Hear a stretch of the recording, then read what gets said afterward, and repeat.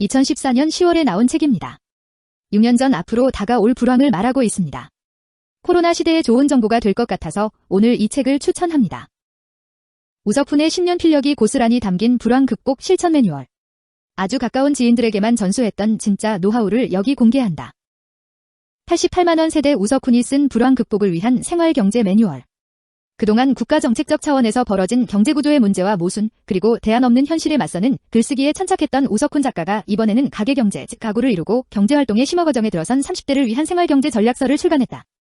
불황 10년은 국가경제의 근간이 됨과 동시에 불황이라는 가장 잔혹한 시장에 내던져진 30대를 위한 생존 전략을 담은 책으로 우석훈이 지난 15년 동안 가장 가까운 지인들에게만 전수했던 경제활동 노하우가 총망라되어 있다.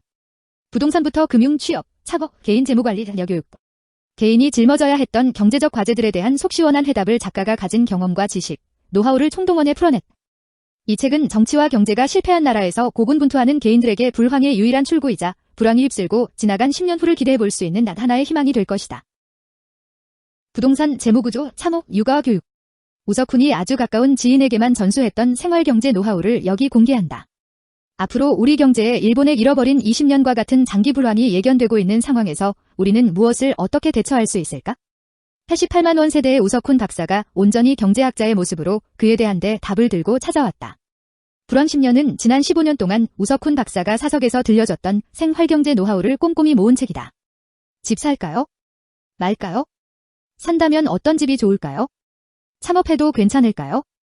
점점 부담이 되는 교육비는 어떻게 해야 할까요? 부동산부터 개인 재무구조, 창업과 육아까지 불황시대를 극복하기 위한 실전 팁이 주된 내용이다.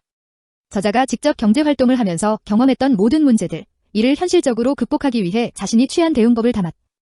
거기에 우석훈의 사람이 사는 경제라는 SBS 프로그램을 통해 만난 사람들의 생생한 경제 현장 이야기를 곁들여 더욱 흥미롭게 읽을 수 있다. 경제학자 우석훈이 처음이자 마지막으로 쓰는 경제실용서.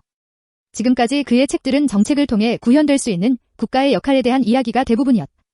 하지만 앞으로 우리가 맞게 될 매우 특수한 경제 국면에서 불황 타개의 해법을 국가에게서 찾는 것은 무의미하다는 것이 그의 생각이다.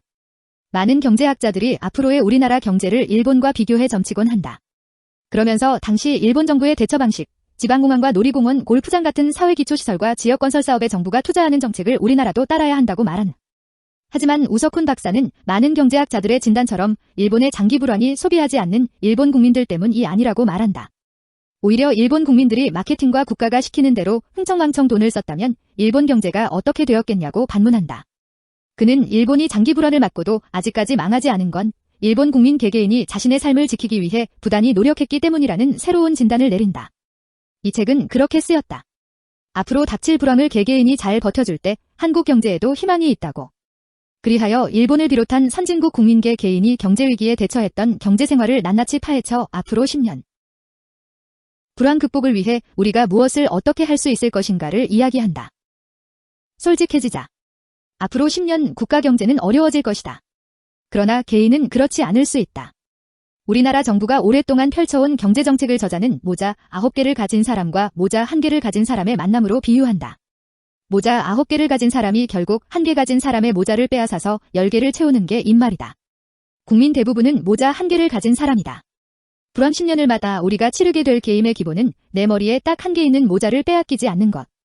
개인이 결혼자금으로 고민할 때, 비대 허덕일 때, 은퇴 이후를 걱정할 때 공무원이나 정치인은 도와주지 않았다.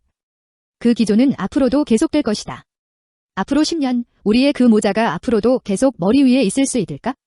경제위기를 현명하게 대처하기 위해 우리 개개인이 세워야 할 작전명을 우석훈의 불황 10년에서 만나보라.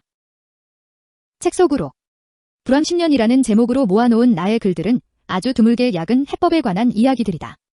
커피 한 잔을 마시면서 몇십 원을 더 내는 정도로는 아무 일도 벌어지지 않지만 수천만 원 혹은 수억 원이 움직이는 일에 대해서는 옳은 것보다는 약은 것이 더 먼저일 수밖에 없다. 그게 우리의 삶이다. 그렇지만 너무 약은 해법만으로 이야기들을 구성하지는 않았고 옳은 것과 약은 것에 대해서 아주 긴 시선으로 한 번쯤은 생각해 볼 수 있는 여지를 남기려고 노력했다. 일본과 한국이 지독할 정도로 닮은 하나가 있다면 정치는 끝판왕, 정말로 후진적이라는 것이다. 반면에 한국과 일본은 특이한 정치 구조 안에서도 사람들이 죽어라고 열심히 살아서 이만한 모습이라도 가지게 된 대표적인 사례일 것이다. 경제가 힘들어지면 정치가 좀 더 현명해지고 고분고분해질 필요가 있을 것 같은데 한국이나 일본이나 경제가 힘들어지니까 정치가 더 난리를 친다. 아주 곤란한 상황이다. 20년 전 일본이 어떻게 했는지, 예를 들면 골프장이나 테마파크, 지방공항 건립과 같은 초기 대처에서 고이즈미 시절의 오정국 민영화까지 이미 우리가 충분히 지켜본 상황이다. 그런데 그 20년 뒤를 우리의 정치인들이 어쩌면 그렇게 정확한 복사본이라고 할 정도로 똑같이 하고 있는지 놀라울 뿐이다. 정치를 바꿔 우리의 삶을 바꾸자. 맞는 이야기인데 냉정하게 말하면 일본에서도 아직, 그리고 우리나라에서도 여전히 그런 가능성은 전혀 안 보인다. 한국에서는 20대, 일본에서는 30대가 이미 한 번 죽겠다고 아우성을 쳤다. 이 정도면 정치권이 움직여 사회의 자원 배분을 크게 바꾸어서 문제를 해결하려고 하는 게 맞는데 끝까지 부동산 버블로 결국 여러 채의 집을 가진 사람들을 살리는 방향의 결정을 한다. 유럽의 선진국에서는 상상조차 못할 조치인데 한일 양국에서는 지극히 자연스러운 일이다. 정치가 먼저 변화하는 게 장기적으로는 맞는 방향이기는 한데 불행히도 그게 향후 10년 내에는 가능할 것 같지가 않다. 한국의 정치가 10년 내에 좋아질까? 거의 불가능하다고 본다. 그 전에 좋은 정치가 필요하다고 생각했던 사람들의 삶이 먼저 무너질 것이다. 세계사적으로 그런 사례가 몇 번 있었는데 1929년 대공황 이후 무너진 독일이나 이탈리아의 경우가 대표적이다. 좋은 정치를 기다리다가 사람들이 먼저 망했다. 그러나 경제학자로서 정치가 실패했다고 해서 개개인의 삶도 실패할 필요는 없다고 생각한다. 어쨌든 개인이 살아남아야 더 넓은 차원에서 다음 단계의 구상이나 도약을 도모할 수 있다. 이 책에서 내가 각 분야에 대해 분석하고 제시한 내용은 친밀하고도 사랑하는 내 주변의 사람들에게 해준 조언의 기본에 해당하는 이야기들을 가감없이 정리한 것이다. 대부분 야근 방식에 관한 이야기들이 다 지금의 한국은 부유한 나라와 가난한 국민인데 정부 부채에 비하면 개인 부채가 너무 많다. 우리가 생각할 수 있는 가장 행복한 시나리오가 일본처럼 가난한 나라의 부자 국민이 되는 경우이다. 가난한 나라의 더 가난한 국민. 이건 중남미의 여러 국가가 걸어간 길인데 그 길로 가지 않기 위해서는 국민들이라도 부채를 좀 털고 씀씀이를 조정하고 저축을 늘려서 스스로 지킬 수 있어야 한다. 한국 정부는 오랫동안 모자 9개를 가진 사람과 모자 1개를 가진 사람의 만남과 같은 정책을 추진할 것이다. 모자 9개를 가진 사람이 결국 1개 가진 사람의 모자를 빼앗아서 10개를 채운다는.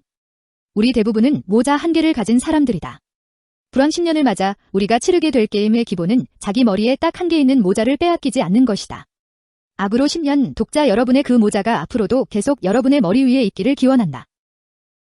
모자라는 은유로 불황을 설명하자면 자기 머리 위에 모자를 좀 더 얹으려고 하다가 딱 하나 있는 모자마저 빼앗기게 되는 시기라고 할 수 있다. 모자 빼앗기가 아니라 모자 지키기의 시간, 그게 10년간 계속될 것이다. 아빠든 엄마든 혹은 혼자 사는 솔로이든 모자를 지키기 위한 최소한의 지혜가 필요한 순간이 되었다. 지금까지 책시시 코너였습니다. 불황 이길 수 있습니다. 구독자님은 결국 잘 됩니다.